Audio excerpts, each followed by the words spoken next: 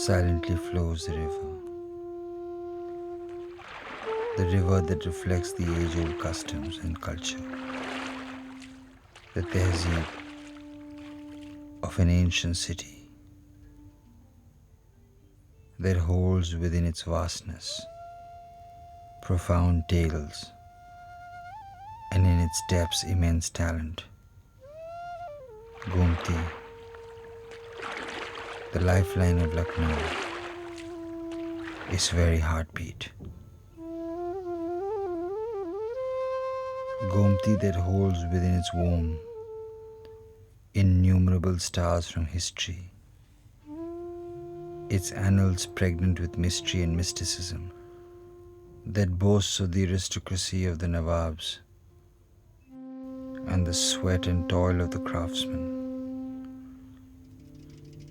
where those living in Havelis and palaces admire and encourage the skills and talent of the craftsmen,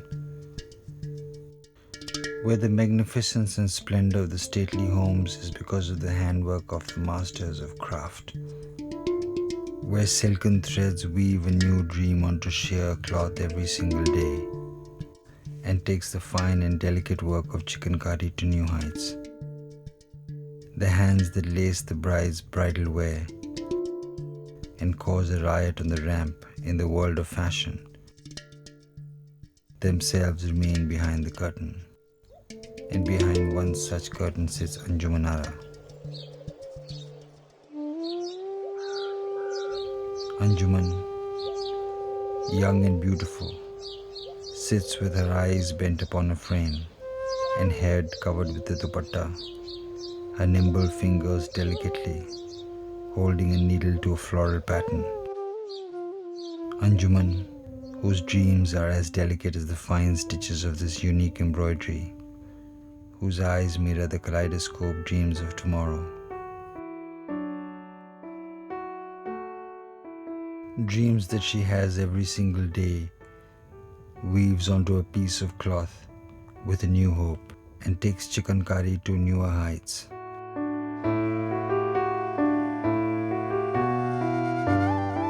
Chikan, that is the very heartbeat of Lucknow in India, that radiates its fragrance the world over.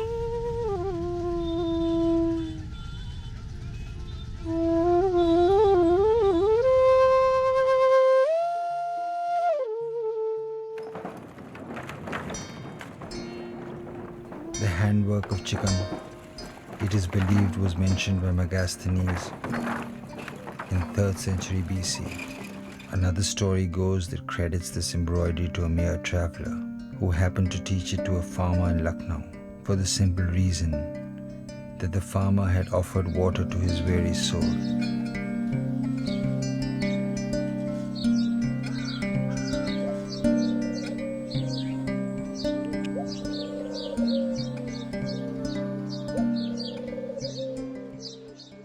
But Anjuman loves the story of Badshah Jahangir, Noor Jahan. It is said that Noor Jahan herself knew the art of Chikan embroidery, and it is she who gave this Persian art to India in the 17th century. The emperor was so impressed by the embroidery that he set up several workshops all over India in order to take this forward. Initially, this embroidery work was done with white thread on white muslin or tanzeb.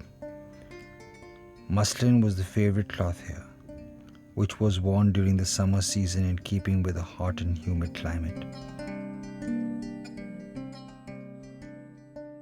After the fall of the Mughal Sultanate, the artisans of the embroidery spread all over India, but Lucknow and Awadh remained its main centers. But along with Tanzeb, Anjuman today spreads the fragrance of her talent and using almost every color thread on every kind of cloth.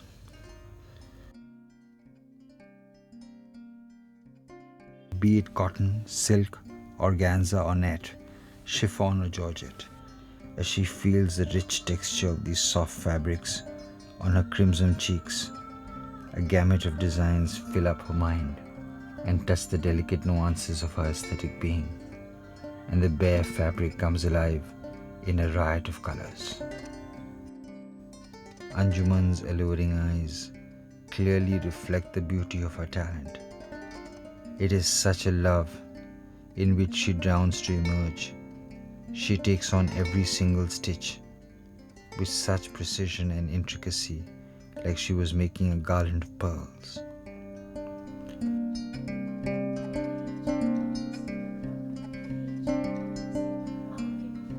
It is difficult to value a piece of chikan embroidery work that uses 36 types of stitches in various ways. This work of hand embroidery is known for neat and fine work. One is speechless at the very fine combination, very flawless execution,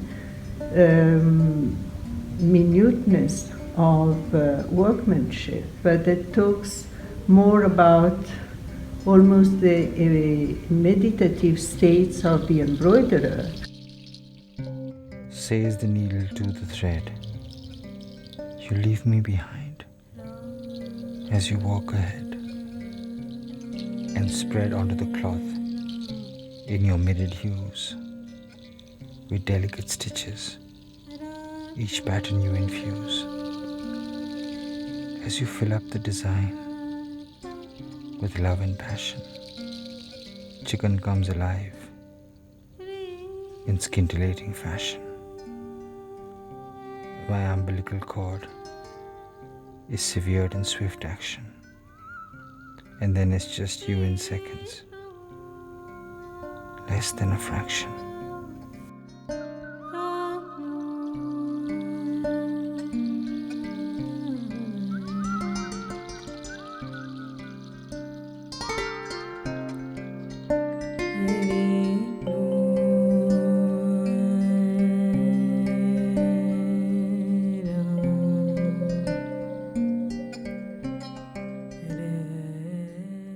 Says the thread to the needle, "I am but a second fiddle. Without you, I'm no use. If you don't push me,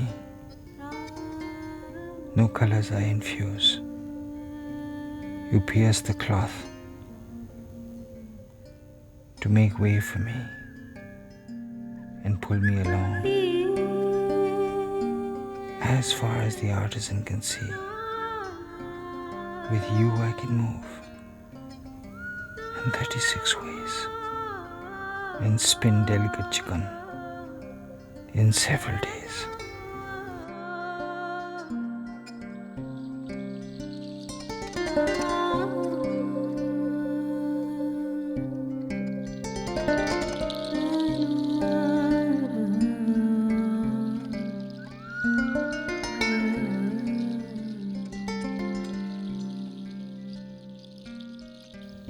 And so is the love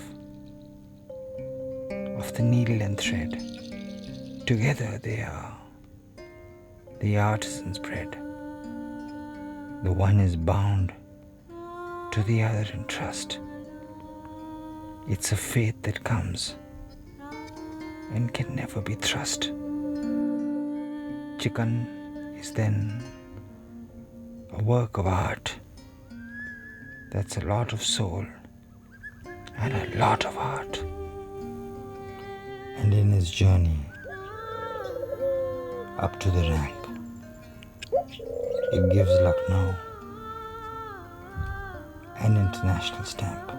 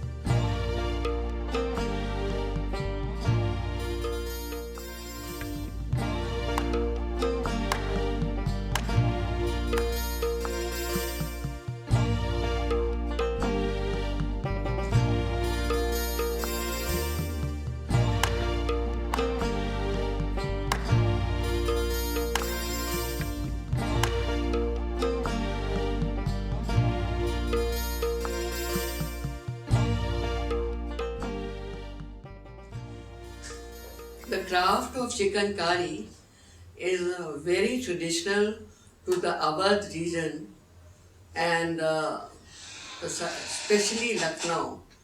It was there in Faizabad also, but much more in Lucknow and its hinterland.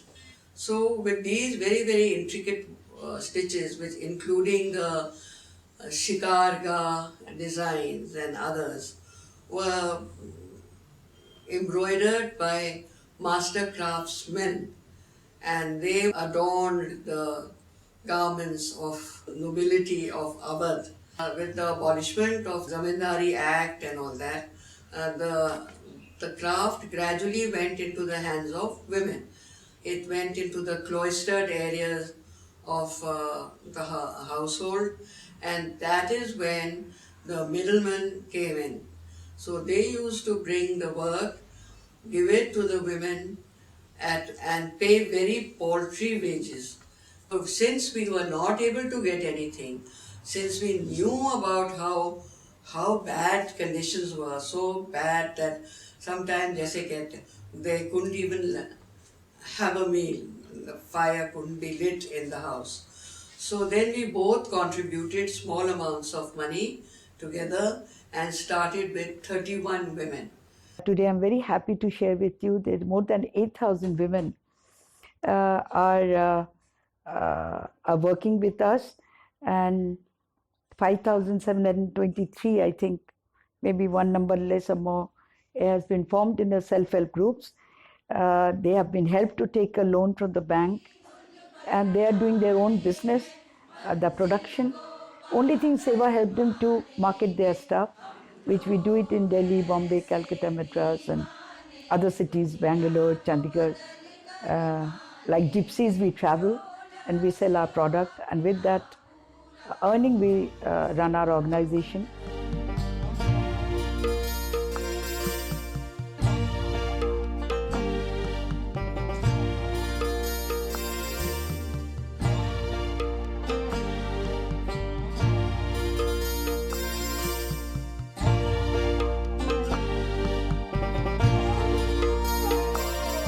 मियाँ आज़ाद तर्रारा भर के चौक पहुंचे। देखते क्या हैं कि जौहरियों की दुकान पर वो खुश रंग अकीक हैं कि अगर पुखराज परी भी देखती तो मारे गैरत के हीरा खाती और इंद्र का अखाड़ा भूल जाती। भाई दिलबर मेवा फरोश, जरदक अमरूद, नारंगी, चकोतरे महताबी को बहार दिखाती है और चिकन के चंपई दुपट्टे पे इतराती है। It is actually magical for its beauty and aesthetics. It's like music that really speak to the heart to people from different cultural background.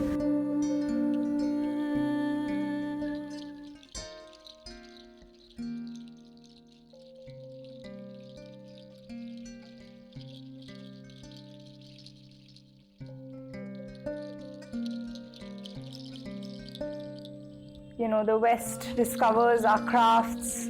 They, inspire us to reinvent them. Having studied in London, I also started to look at the traditional Indian textiles in a totally modern perspective. For this, I had to detach myself from what I already knew and then try to interpret it from a totally fresh perspective.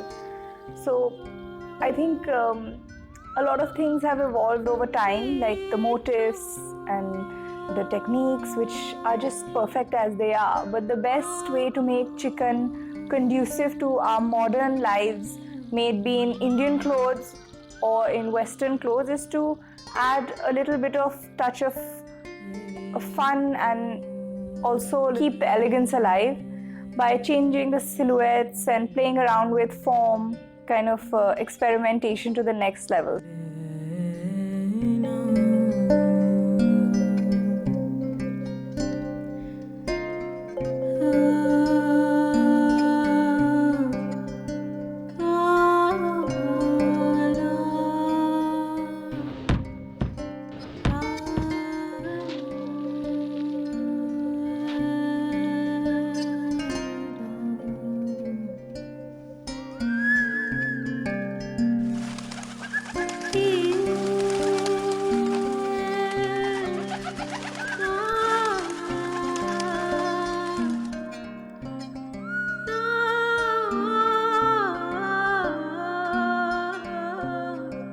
says the needle to the thread.